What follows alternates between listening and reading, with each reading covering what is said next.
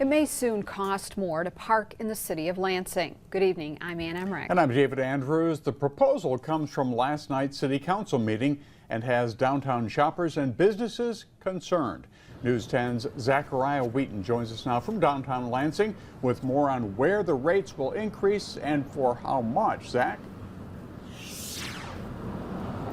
Yeah, good evening, David and Ann. The Lansing Economic Development and Planning Director, he says that the proposal will allow them to bring more uniform parking rates to the city. But the businesses and shoppers that I spoke with downtown today, they're concerned about how these proposed changes could impact them.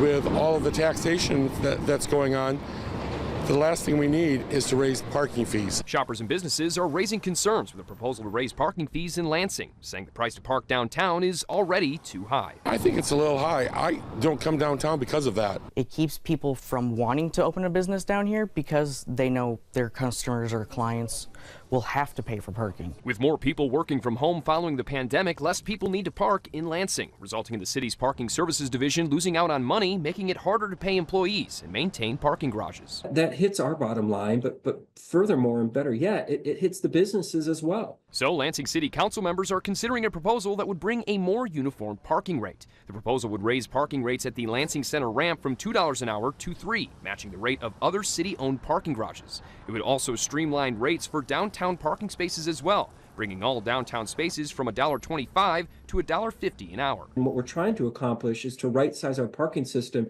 to serve all of those audiences and all of their varying needs in the best way possible, while also having a system that is easy to access and makes sense for everybody. The director of Lansing Economic Development and Planning pointed out that the rate to park downtown will remain mostly unchanged as the proposal now moves to the Ways and Means Committee. But I think what we put forward puts us in good shape.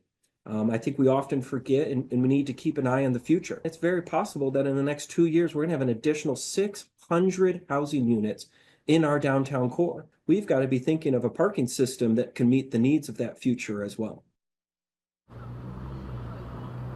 Now, along with those proposals, Lansing City Commissioners will also be looking at some other possible changes as well, including adding 20-minute loading zones and a decrease to parking enforcement. But until then, reporting live in Lansing, I'm Zachariah Wheaton, News 10.